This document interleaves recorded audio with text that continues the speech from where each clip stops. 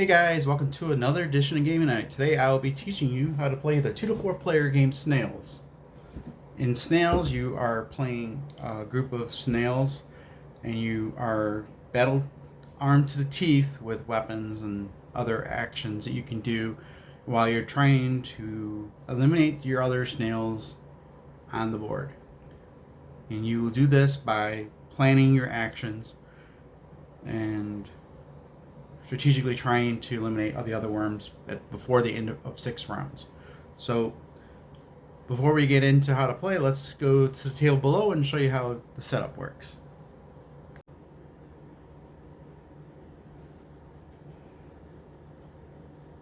You'll be placing these tiles on the board in stacks depending on which numbers are on it. If it's a tile number 1 tile, you're just going to put a beach tile. If it's a level 2, you're going to place a beach and a metal tile randomly. And of course, the mountain is number 3, so you'll stack the mountain with the meadow and then the beach. Now on the back side of each of these, they got different things that could happen. If this is destroyed and it's revealed as a mine, it's gonna explode and damage the tile that you're on. Destroy it, and then this will let you get an extra card from the arsenal deck. And then this increases the toxicity of the board on there. Now in the first couple games, you're going to be playing on a predetermined board where these go, but later on you can create your own. So let's go to what a finished setup would look like. And that's the setup. Your game will look like this. Then each player will pick their color and one of the special factions in the game. There are 6 of them. And then starting with the first player, they will place one of their snail and their standee of their color on any tile, with the restriction of you can only have 3 snails on one tile, and only one of your snails may be placed at the starting of the game on a mountain space. So we'll go around the table. All players will take turns placing their snails onto the board where they feel they would like to go.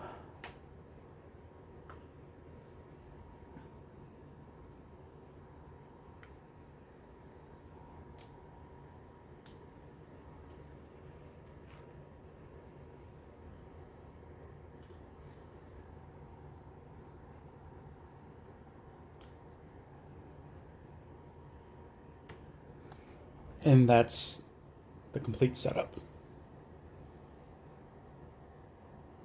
Now all players will take their set of basic standard action cards of their color, and starting with the first player, they will draw 3 of the arsenal cards, and the other players will draw 4. And then we'll go to the steps from there.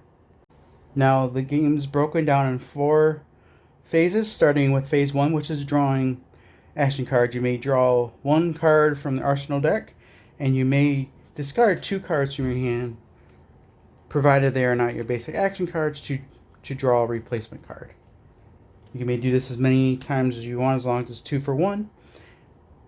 And then the second phase is the planning, which I will show you how the planning phase works, followed by the action phase, the acting phase, and then finally the cleanup phase. So let's go to the planning phase. Okay, so the planning phase is simultaneously. So every player is going to look at their different snails, the leader, and they're all indicated, and you will decide which 2 you're going to be using. And so if you want to use the leader, you put that there. And if you want to use that snail, you'd put it there. And you do not have to, the active one is going to be this one, which means that whatever moves you program are going to be that, unless you use a switch worm card.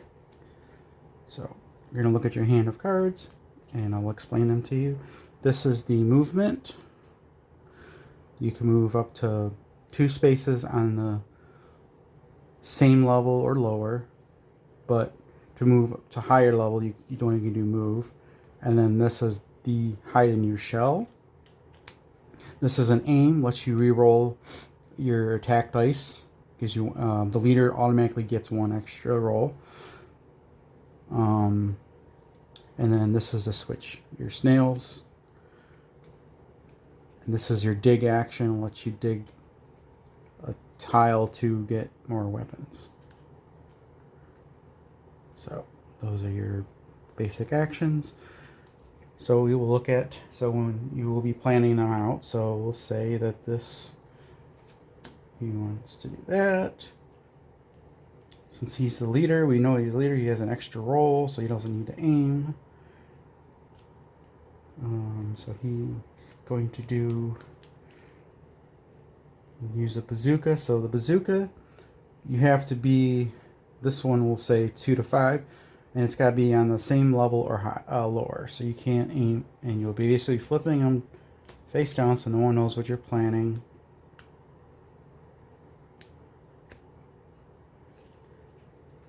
And you'll be doing this simultaneously, just flipping them.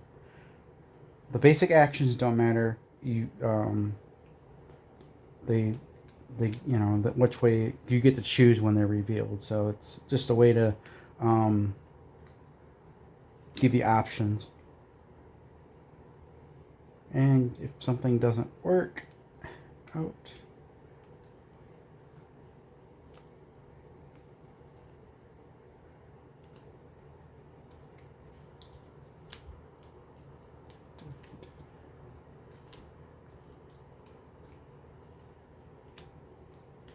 so all players are going to simultaneously be doing this, and then we will go to show you how you would work the revealing. And then starting with the first player, which in this case is the red, they will reveal what's when they're activating, and this one is activating the leader. So he flips over his first. He decides he wants to dig. So he's going to place a damage token, and he's going to draw 1 arsenal card.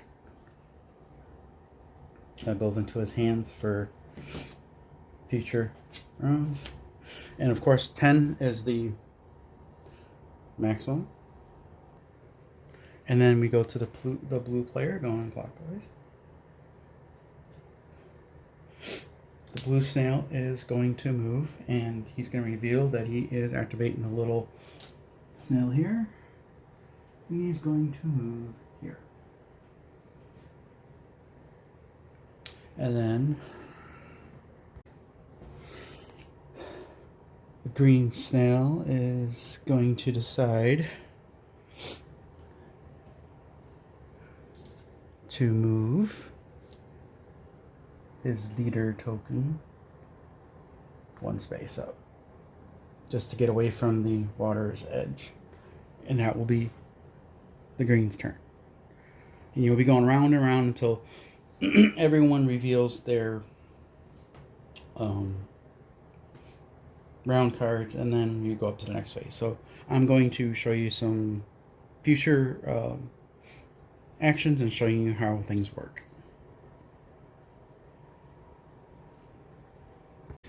So now the red player is the leader, and he's deciding to use his bow and arrow. It's got a range of 0 to 3, and he may fire on an upper level because of the thing here. So just for the sakes, he's got a range of up to 3.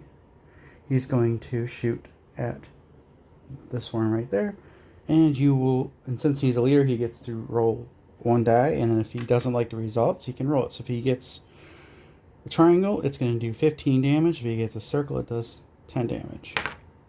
So in this case, the snail is that it's targeted here. This snail, I keep saying worm. Snail is going to lose 15 health. So in that case, it'll put that snail at 15 health. And this weapon, since it doesn't have a infinity symbol, this will go into the discard pile. Now, the blue snail, he's using his little one here that moved over here, and he's going to be using the Gatling gun that says attack each snail in range. So he doesn't get a reroll because it's not the leader, but he rolls one die, and whatever the results are, you get. So in this case, the red snail that is targeted, which just happens to be the same one that he is, he's only going to take 5 damage, and this card will be then discarded into the discard pile.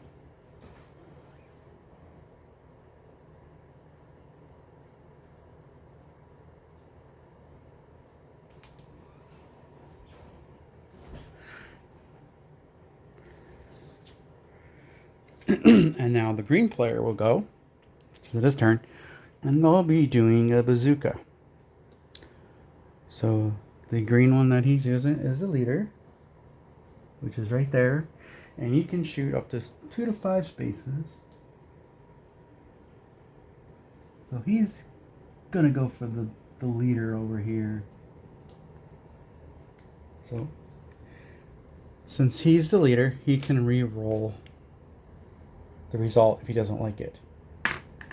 So in this case, you get a triangle. It's going to do 20 damage to that leader, and it's going to destroy the tile. So since it already has one of these on it, it's automatically going to be destroyed. And this does a mine, so this being destroyed, not only does he get 20 damage, but he's going to get another 10. So this is going to literally wipe out the leader out. One attack. So the leader is completely dead. Now, when a leader dies, they don't lose their faction ability. But if a snail dies, they will get their draw one of their faction cards that they have, and they will in their hand. They can use it once, and once it's used, it's put back. So, so in that case, this is an example of how. And there's all kinds of different weapons in the game. Some are like they do different things, but the game's gonna go. Then you go into the next phase after everyone done all their actions. You're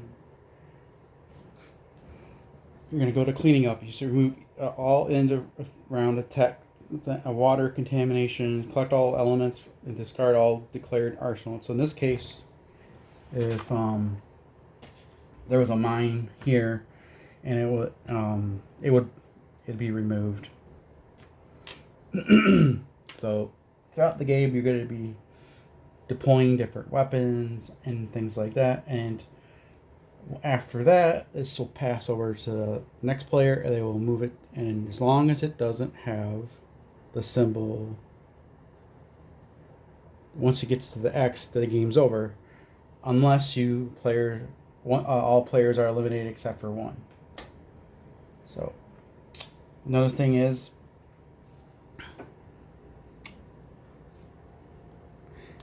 if the snails can be in their little hiding spot, which when they're in that, they can't do anything. So as soon as they move or do a weapon, then they come out of their shell. It basically eliminates takes off 5 damage. So if the one snail would have used, it would have in his shell, he would have avoided the leader would have been avoided from being eliminated. So, anyways, if you have any questions, feel free to put a comment below. I'm going to show you something. So if the active player moves into a space with three snails in there, the active player can choose one snail to push to any adjacent. So they could literally the blue could push the red snail into the water. If this was the end of the cleanup phase, then this worm would take damage equal to what the toxicity of the level is. But later on in the game, you could get toxicity levels up to 25 because there are cards that increases the toxicity level. There are tiles that will increase the toxicity level if they get destroyed. So out in the games. Now, the only thing when a tile is destroyed that you do not get are the cards. So this is destroyed, you don't get the cards, it's just wiped out. But then there are certain cards that will do certain things, and I will have you explore those on your own. So anyways, this is the basics of what you need to know when you have to play Snails. So I hope you enjoy this. If you have any questions, put any comments down below. I'll be happy to answer any questions on particular cards or things that I did not discuss in this video. So once again, thanks for watching.